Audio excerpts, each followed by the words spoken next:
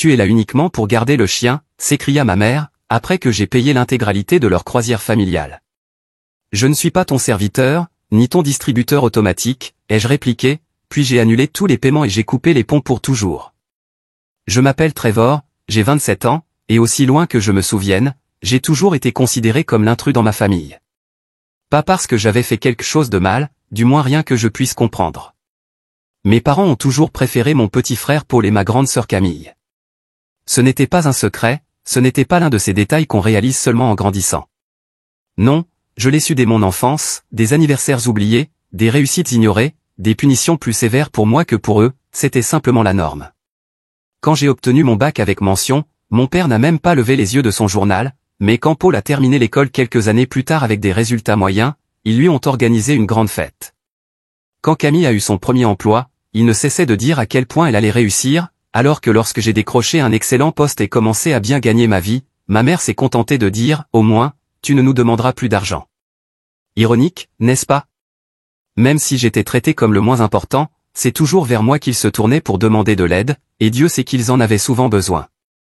Paul quittait ses emplois dès qu'il s'ennuyait, Camille dépensait plus qu'elle ne gagnait, utilisant ses cartes de crédit pour des voyages luxueux et des sacs hors de prix. Mes parents, eux non plus, n'étaient pas doués avec l'argent. Alors, devinez vers qui ils se tournaient à chaque souci financier. Trevor, tu peux payer le loyer de Paul ce mois-ci? Trevor, on aurait juste besoin d'un petit prêt pour couvrir la mensualité de la voiture de Camille. Trevor, ton père et moi, on est en retard sur l'hypothèque, aide-nous juste cette fois. Comme un imbécile, je les ai aidés à chaque fois. Je me disais que si je leur montrais que j'étais utile, peut-être qu'ils finiraient par me voir autrement. Et, pendant un moment, j'ai cru que ça marchait. Ils me traitaient un peu mieux, pas avec un véritable amour, pas comme Paul et Camille, mais avec un peu plus de respect. Mais seulement quand je leur donnais ce qu'ils voulaient. Dès que je faisais une pause ou que j'avais besoin d'aide, ils agissaient comme si j'étais fautif. Trevor, pourquoi tu es si égoïste? On est une famille. C'est toi qui gagnes le plus, pourquoi tu fais ça? Allez, tu sais bien qu'on ferait pareil pour toi. Mais non, jamais il ne l'aurait fait, il ne l'avait d'ailleurs jamais fait. Pourtant, je continuais à jouer mon rôle. Je me disais que c'était peut-être ça, la vie de famille normale, que c'était moi qui avais tort de penser que ça devrait être autrement. Tout a changé l'été dernier. Nous avions prévu des vacances en famille depuis des mois. Mes parents, Paul, Camille, leurs conjoints et leurs enfants, tout le monde venait, et pour une fois, j'étais vraiment enthousiaste, pas pour le voyage en lui-même, mais parce qu'il m'avait vraiment inclus, ce qui n'arrivait presque jamais. Le plan était de se retrouver chez mes parents le matin, laisser nos voitures là-bas et partir ensemble à l'aéroport. J'avais même payé un supplément, réservé une meilleure voiture de location et couvert les frais additionnels parce que, bien sûr, aucun d'eux n'avait mis assez de côté. Je me suis levé tôt, j'ai fait mes valises et j'ai conduit jusqu'à chez eux, avec un espoir que je n'avais pas ressenti depuis longtemps. Mais à mon arrivée, quelque chose clochait. La maison était trop calme. Pas de bruit, pas de préparatifs, juste le silence. J'ai frappé à la porte, aucune réponse. J'ai regardé mon téléphone pour voir s'il y avait des messages, rien. Puis mon téléphone a sonné. C'était Camille, et elle riait déjà avant même que je réponde. Oh Trevor, je me demandais quand tu appellerais, a-t-elle dit en riant. Mon estomac s'est noué. Où est tout le monde, ai-je demandé. Oh, tu n'as pas eu le message? On est parti plus tôt. Maman et papa ont pensé que ça ne te dérangerait pas de rester ici, au cas où quelqu'un devrait surveiller la maison. Et aussi, on t'a laissé Duke. Il adore être avec toi, non? Duke, leur Golden Retriever. Il m'avait laissé à la maison pour garder le chien pendant qu'il partait en croisière, le même voyage que j'avais aidé à payer. J'avais la gorge sèche. Tu plaisantes, j'espère, ai-je dit. Oh, arrête de dramatiser, a répliqué Camille sèchement. On te ramènera quelque chose de bien, d'accord? Bon, je dois y aller, le signal est mauvais ici, et juste comme ça, l'appel a été coupé. Je suis resté là, mon téléphone à la main, fixant, sans bouger, la porte fermée à clé de la maison de mes parents. Je n'étais même pas choqué. J'aurais dû être bouleversé, mais non, parce qu'au fond, c'était exactement ce qu'il faisait toujours. Et là, à cet instant précis, quelque chose en moi s'est brisé, quelque chose a changé. Une froideur calme a envahi ma poitrine. Il m'avait pris sans relâche, sans jamais s'arrêter, m'avait utilisé, ignoré, traité comme si je n'étais bon qu'à donner de l'argent, et rien d'autre. Mais maintenant, ils allaient découvrir ce que cela signifiait quand j'arrêtais enfin de donner. Je suis resté un moment dans l'allée, essayant de comprendre ce qui venait de se passer. À l'intérieur, la colère, la tristesse et la frustration grandissaient. L'air frais du matin ne m'aidait pas à y voir plus clair, il me faisait juste me sentir encore plus seul. J'avais été un idiot, n'est-ce pas? Toutes ces années, j'avais cru être quelqu'un de bien, le fils loyal, le frère toujours prêt à aider. Mais quand c'était à leur tour de montrer ne serait-ce qu'un peu de gentillesse, je n'étais rien. Même pas assez important pour recevoir un simple message m'informant que les plans avaient changé. Je me suis retourné pour partir, mais je me suis soudain souvenu de la seule chose qu'il demandait toujours avant de partir, tu peux t'occuper de Duc. Il savait combien j'aimais ce chien. C'était toujours moi qui le nourrissais, le promenais, jouais avec lui pendant que profitaient de leurs vacances. J'étais celui qui s'occupait de tout pendant qu'ils vivaient leur vie. Duc faisait aussi partie de mon quotidien. Mais plus maintenant, cette fois c'était différent. Je suis entré dans la maison, et Duc m'attendait, remuant la queue joyeusement. Il ne savait pas que quelque chose n'allait pas. Je ne pouvais pas juste partir sans lui, mais je ne pouvais pas non plus rester une minute de plus dans cette maison. Il fallait que j'agisse vite. J'ai pris un stylo, attrapé une feuille sur le comptoir de la cuisine, et je me suis assis à la table, sentant la maison plus vide que jamais. Je ne pouvais plus attendre. Je ne leur devais plus rien. J'avais passé des années à leur donner mon temps, mon énergie, mon argent, à essayer d'être le bon fils, le bon frère. Mais pour eux, je n'étais qu'un plan B. Je n'avais plus rien à offrir. J'ai commencé à écrire, chère maman, papa, Camille et Paul, j'espère que vous passez un excellent moment lors de votre croisière, vous l'avez bien mérité. Ça doit être agréable de se détendre. J'espère que vous profitez du soleil, amusez-vous, et ne vous souciez pas des petites choses à la maison, comme peut-être la maison elle-même, Duc, ou le fait que vous m'avez laissé derrière sans même me prévenir. Je ne suis pas en colère, je suis déçu. Et plus encore, j'en ai fini. Pendant des années, j'ai payé vos factures, couvert vos dettes, réglé vos problèmes d'argent. À chaque fois que vous aviez besoin de quelque chose, j'étais là. Mais chaque fois que moi j'avais besoin de quoi que ce soit, j'étais seul. Ça s'arrête maintenant. Je ne suis plus votre filet de sécurité. Dès aujourd'hui, je mets fin à tout soutien financier. Vous devrez vous débrouiller sans moi désormais. Duc est entre de bonnes mains. J'ai demandé aux voisins de s'occuper de lui jusqu'à votre retour. Je suis certain qu'ils prendront soin de lui mieux que je n'aurais jamais pu le faire pour une famille comme la nôtre. Profitez bien du reste de votre voyage. Trevor. J'ai regardé la lettre encore quelques secondes, serrant le stylo avec force. Je ne m'attendais pas à une réponse de leur part. Ils avaient dépassé les limites, et il n'y avait plus rien à réparer. J'ai plié la lettre, attaché soigneusement la laisse de Duc à son collier, puis j'ai franchi la porte d'entrée. Je suis descendu dans la rue en direction de la maison des voisins, espérant que quelqu'un serait là. C'étaient des gens bien, discrets, toujours prêts à aider en cas de besoin. Je ne leur avais jamais rien demandé avant, mais aujourd'hui, j'avais besoin d'eux. J'ai frappé à leur porte, et Madame Scott m'a ouvert. « Bonjour Trevor », dit-elle en souriant, un peu surprise. « Tout va bien ?»« Bonjour Madame Scott », ai-je répondu, « Oui, tout va bien, j'aurais juste besoin d'un petit service. » Son sourire s'est estompé légèrement, mais elle a hoché la tête avec bienveillance. « Bien sûr, dis-moi ce qu'il te faut », a-t-elle dit. J'ai baissé les yeux vers Duc qui remuait la queue, heureux, sans se douter de ce qui se passait. « J'ai besoin que quelqu'un garde Duc pendant un moment », ai-je dit. Ma famille est partie en vacances sans même me prévenir, visiblement ils ne voulaient pas de moi là-bas, mais ils m'ont quand même laissé Duc à charge. Je me suis arrêté une seconde, tentant de garder ma voix posée. « Est-ce que vous pourriez vous occuper de lui jusqu'à leur retour ? » Je ne peux pas rester ici maintenant, ai-je murmuré. Le visage de Madame Scott s'est adouci, elle s'est penchée pour caresser la tête de Duc. « Bien sûr Trevor, je vais m'en occuper. Tu nous as déjà aidés par le passé, et nous avons largement de la place pour lui. Ce n'est vraiment pas un souci, dit-elle gentiment. Je lui ai tendu la laisse et j'ai tout de suite ressenti un soulagement, comme si un poids énorme venait de disparaître. Merci, vraiment, ça compte beaucoup pour moi, ai-je dit en le pensant profondément. Elle m'a souri doucement. Avec plaisir, maintenant prends soin de toi. J'ai hoché la tête, forçant un sourire que je ne ressentais pas, puis je me suis tourné pour revenir vers la maison de mes parents.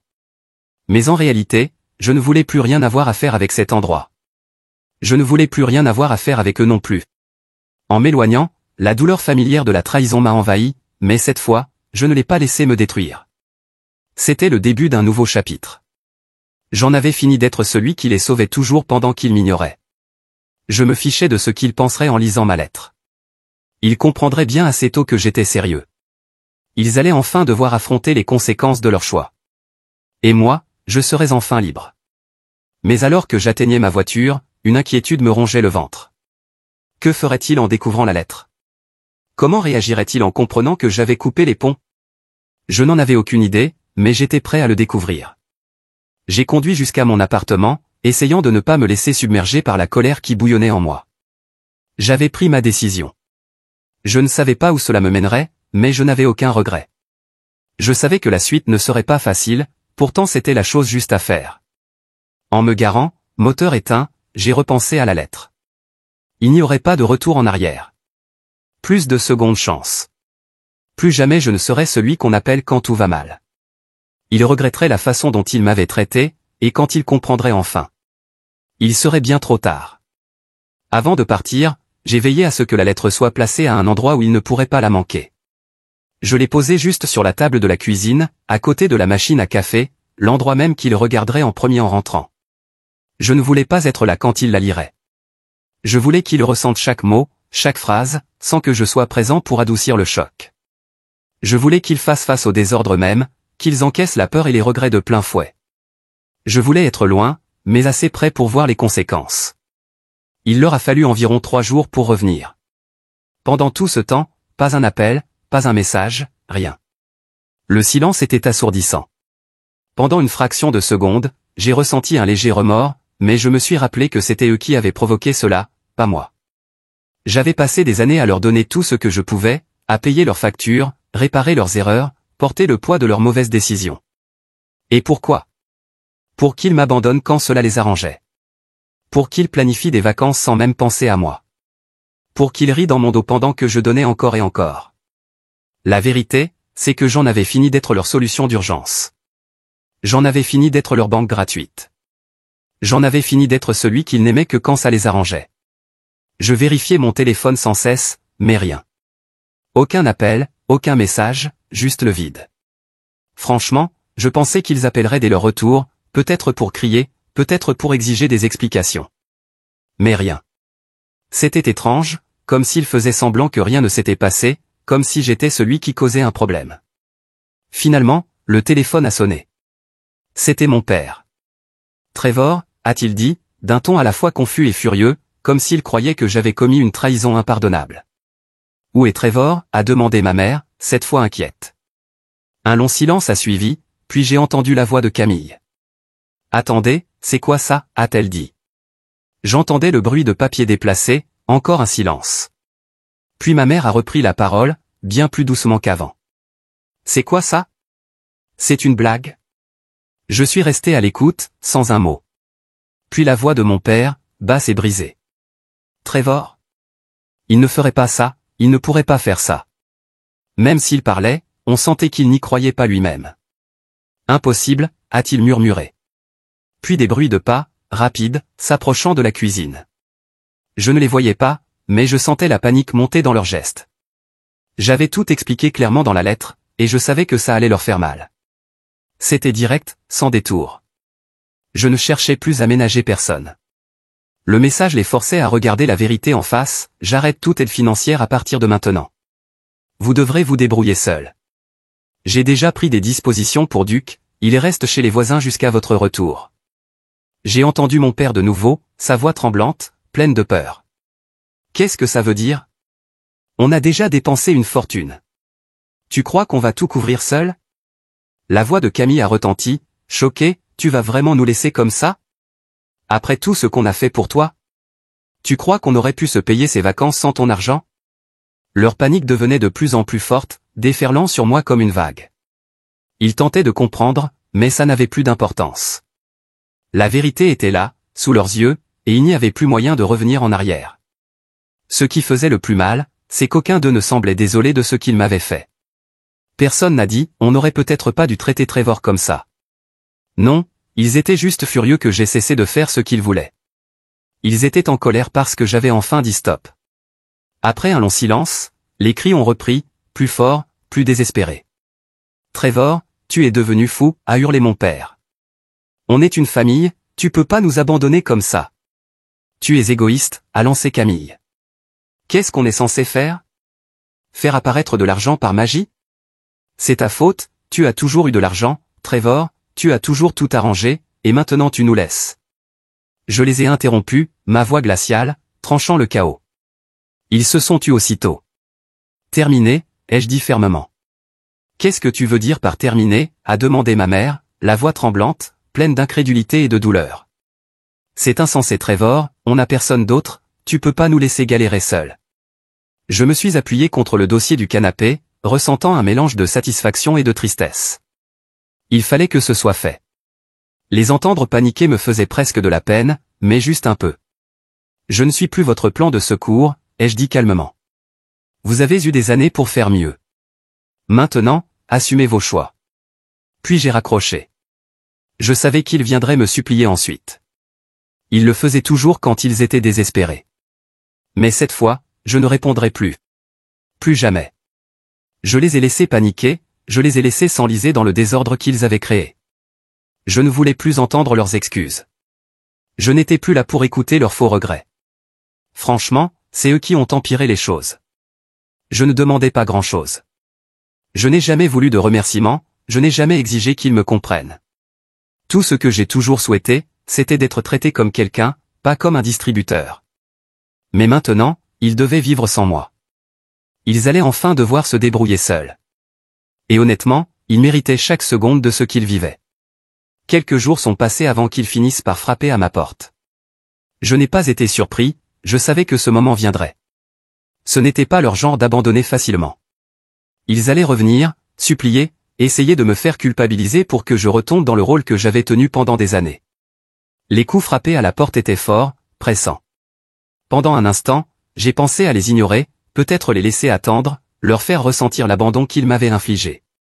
Mais non, il était temps de leur faire face. J'ai ouvert la porte. Là, devant moi, se tenaient mes parents, le visage rouge de colère et de frustration. Camille était là aussi, un peu en retrait, les bras croisés, mais cette fois, elle n'avait pas l'air défiante, elle avait l'air désespérée.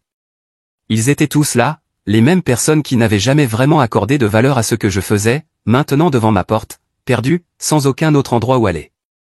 Trevor, dit mon père en premier, sa voix tendue, mal assurée, il faut qu'on parle. Sans dire un mot, je me suis écarté pour les laisser entrer. S'ils voulaient discuter, ce serait selon mes conditions désormais. Plus de fausses gentillesses, plus d'excuses vides. J'avais passé trop d'années à les laisser me piétiner. C'était fini. Ils n'auraient plus aucune faveur de ma part. Une fois à l'intérieur, ils ont hésité maladroitement. Mon père a jeté un coup d'œil autour du salon, remarquant l'absence des choses qu'il considérait autrefois comme acquises.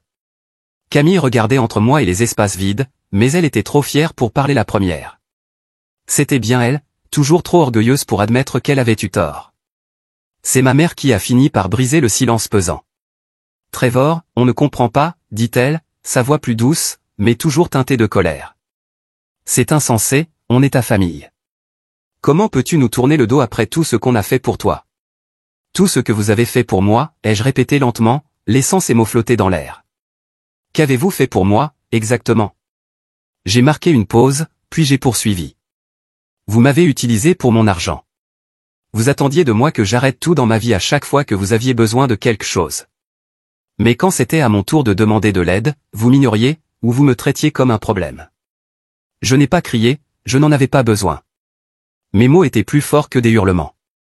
Ce n'était plus de la colère, c'était moi, enfin, qui tenais bon. Vous croyez que juste parce qu'on est de la même famille, je vous dois quelque chose, ai-je dit en gardant ma voix calme, même si mon cœur battait fort. Vous pensez que ça vous donne le droit de me marcher dessus sans conséquence? Ce n'est pas comme ça que ça marche. Ce n'est jamais comme ça que ça a marché. Ma mère ouvrit la bouche, comme si elle voulait répondre, mais je levai la main pour l'arrêter. Vous avez eu des années pour changer la façon dont vous me traitiez. Vous auriez pu décider de me respecter. Vous auriez pu choisir de ne pas me traiter comme votre distributeur personnel. Vous auriez pu arrêter de me faire porter vos problèmes pendant que vous dépensiez mon argent pour des vacances, des voitures et tout ce que vous désiriez. Mais vous n'en aviez rien à faire. Je sentais l'atmosphère dans la pièce changer brutalement. Mon père, toujours si sûr de lui, semblait s'effondrer peu à peu. Camille détourna les yeux, la culpabilité commençant enfin à fissurer sa carapace. Elle qui les avait toujours défendus, qui avait toujours trouvé une façon de me blâmer, réalisait peut-être, enfin, que je n'étais pas le méchant dans cette histoire. Mon père se racla la gorge, tentant de retrouver sa voix. « Trevor, c'est injuste, dit-il. On t'a toujours soutenu, dans tout. Vous m'avez utilisé, ai-je coupé net, et le plus triste, c'est que vous ne vous en rendez même pas compte. Vous croyez sincèrement que le fait d'être mes parents, ou ma sœur, vous donne le droit de me traiter ainsi. » Je secouai la tête lentement. J'ai porté cette famille pendant trop longtemps, et j'en ai fini. Un silence lourd s'abattit sur la pièce. Mes parents restaient là, prisonniers de leur propre égoïsme. Camille semblait sur le point de dire quelque chose, probablement une justification, une tentative d'excuse. Mais je n'étais plus intéressé. J'en ai fini, ai-je dit clairement en prenant une profonde inspiration. J'en ai fini d'être celui que vous appelez quand tout s'effondre. J'en ai fini d'être celui qui vous sauve à chaque fois. Si vous pensez que je ne suis qu'un portefeuille, débrouillez-vous sans moi. Vous n'aurez plus un sou. Ni maintenant, ni jamais. En prononçant ces mots, je me suis senti plus léger, comme si un énorme fardeau avait enfin été levé de mes épaules. C'était libérateur de dire enfin, à voix haute, ce que je gardais en moi depuis des années. Pendant des années, j'avais eu peur de dire ce qui devait être dit, peur que me défendre signifierait perdre ma famille. Mais la vérité, c'est qu'ils m'avaient déjà perdu depuis longtemps. Ils m'avaient perdu le jour où ils avaient commencé à me traiter comme si je ne comptais pas. Tu ne peux pas vraiment faire ça, Trevor, dit Camille, sa voix tremblante. Elle n'était plus la sœur arrogante qui pensait que tout tournait autour d'elle. Maintenant, elle n'était plus qu'une personne qui avait été trop loin, et qui s'en rendait compte trop tard. Ce n'est pas juste. Tu étais toujours celui qui réparait tout. C'est toi qui arrangeais les choses pour tout le monde, dit-elle. Eh bien, plus maintenant, ai-je répondu simplement. J'en ai fini d'être celui sur qui vous comptez. C'est à votre tour de vous débrouiller seul. La pièce retomba dans le silence. Pendant quelques secondes, mes parents me fixèrent, leur visage mêlant choc, incrédulité et autre chose. Peut-être du regret, mais il était bien trop tard pour ça maintenant. Ils avaient fait leur choix. Ils m'avaient traité comme un outil, pas comme un véritable membre de la famille, et maintenant, je m'éloignais d'eux. Mon père prit enfin la parole, mais sa voix était bien plus douce qu'avant. Trevor, s'il te plaît, on a vraiment besoin de toi. Je suis désolé, ai-je répondu fermement, mais la réponse est non. Vous allez devoir vous débrouiller seul. Vous avez eu toutes les occasions de bien agir avec moi, et maintenant, c'est trop tard. Ils restèrent là, silencieux, longtemps, comme si quelqu'un leur avait coupé le souffle. Je le voyais, cette lente prise de conscience qui se dessinait sur leur visage. Pendant un instant, j'ai presque eu de la peine pour eux. Mais pas assez pour revenir sur ma décision. Voilà ce qui arrive quand on traite quelqu'un comme s'il ne valait rien, ai-je dit d'une voix douce mais ferme. On ne peut pas maltraiter les gens pendant des années, et penser que tout ira bien juste parce qu'on partage le même sang. Ce n'est pas comme ça que fonctionne le vrai respect, et vous avez perdu le mien il y a bien longtemps. Ils n'ont rien tenté d'ajouter. Il n'y avait plus de mots qui pouvaient réparer quoi que ce soit. Je suis resté là, à les regarder partir, la tête baissée, leur orgueil brisé comme ils ne l'auraient jamais imaginé. Je ne me sentais ni fier, ni victorieux. En vérité, je me sentais vide. Mais au fond de moi, je savais que j'avais pris la bonne décision. Pendant les heures qui ont suivi, j'ai tourné en rond chez moi, tentant de calmer mes pensées qui s'emballaient, me demandant si j'avais fait ce qu'il fallait. Le silence dans la maison était lourd, comme une couverture épaisse dont je ne parvenais pas à me défaire. Mais dans mon cœur, je savais que j'avais fait un choix que je ne regretterais pas. Finalement, je me suis assis à mon bureau, et j'ai commencé à écrire ce message. Je ne sais pas si j'ai raconté cette histoire comme je l'aurais voulu, ou même si j'ai tout géré parfaitement, mais je voulais vous poser la question, est-ce que j'ai eu tort de couper les ponts avec eux? Suis-je allé trop loin? Ou bien, ai-je enfin fait ce que j'aurais dû faire depuis longtemps, et me suis-je défendu? J'aimerais vraiment savoir ce que vous en pensez.